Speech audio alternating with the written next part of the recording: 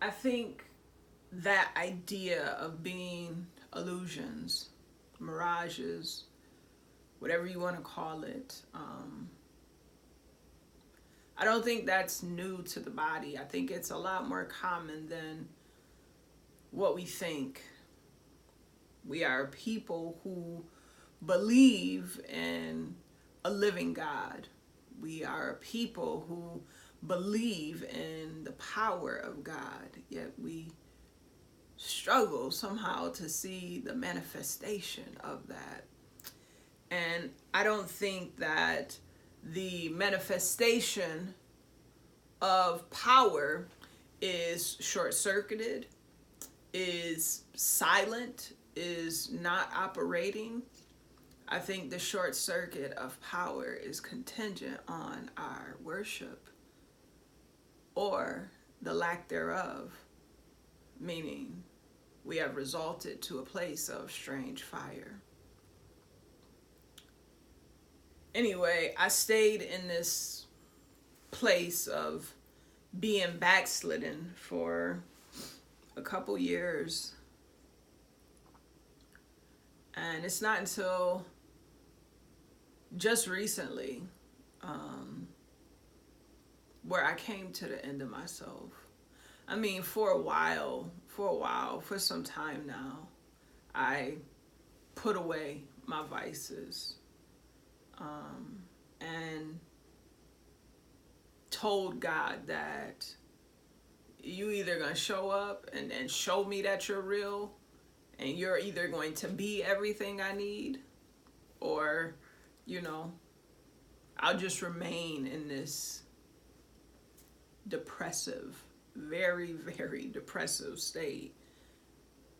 And what I found is that my strange fire was deeper than being paralyzed. My strange fire went back to hurt from growing up. It went back to hurts even younger than that, as a toddler. So many different violations happened in my life over the course of my life, and subconsciously I blamed God. Where were you? How did you let this happen? I mean, when you allow certain things to happen at such a young age, how can this person then conceptualize particular things, As a teenager and a young adult, I was very promiscuous, and I never understood why I couldn't normalize, why I couldn't fix that. But when I look at violations that happened when I was a child, how do you fix what was never introduced to you right? And so I became furious and enraged with God.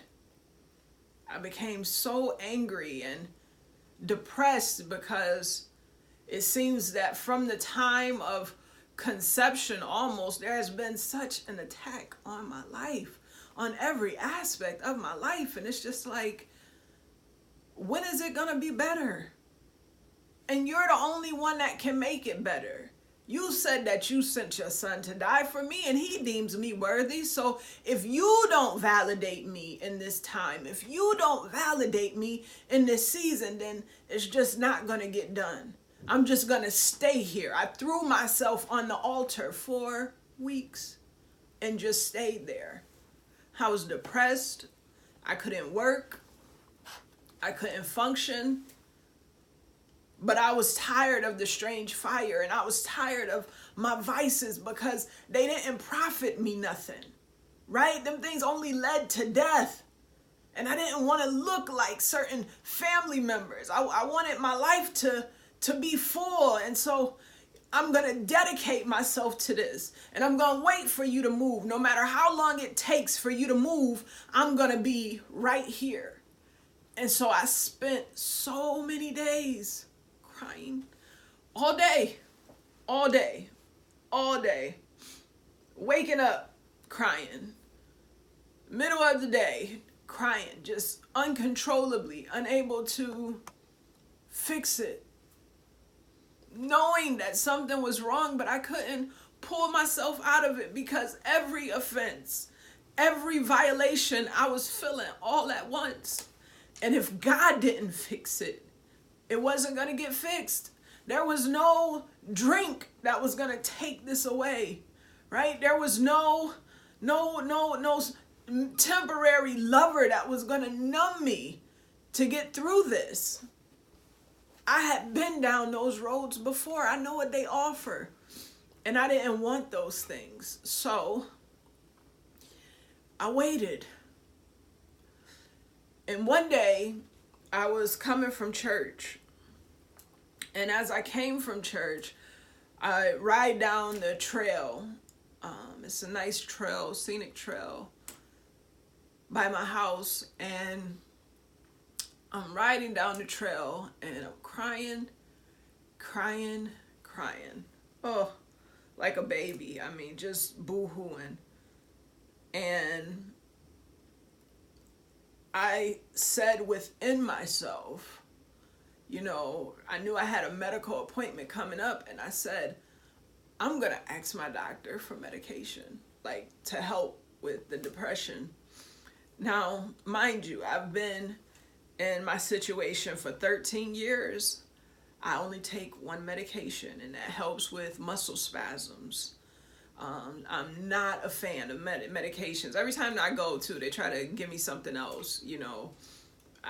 Not a fan of medication. And so for me to say that, I'm at my end. And I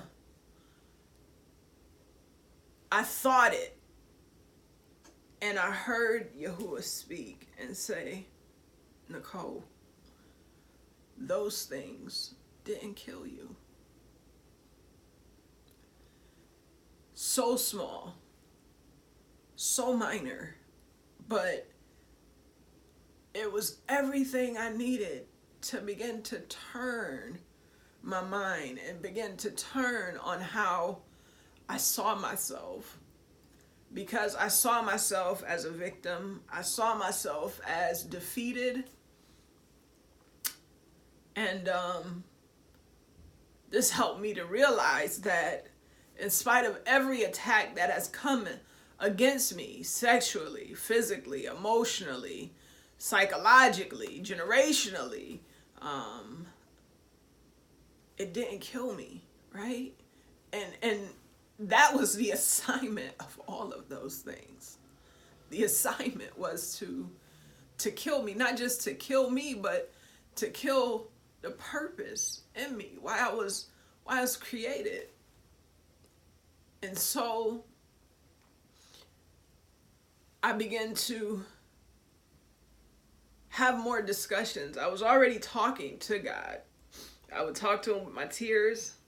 When I cried, I would speak to him. And I just began to talk more to him and thank him that he had sustained me, because I think the biggest thing was that I didn't see grace, right? I didn't see the grace of God in that, but knowing that all of these things were supposed to take me out, all of these things were supposed to put me in a position different than what I am today. Every last one of them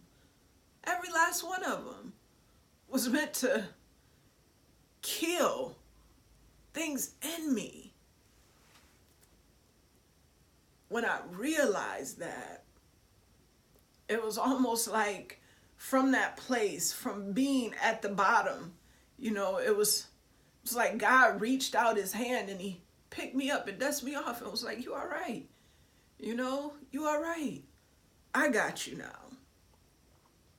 And that was the beginning of worship. That was the beginning. I mean, I think leading up to that, my worship was genuine. But that day, I began to trust him with my heart. That day, I began to open myself up, mind, body, and soul. Not withhold anything, because he knows all things, and he knows the things that I have dealt with. And being that he knows those things, he's protected those things.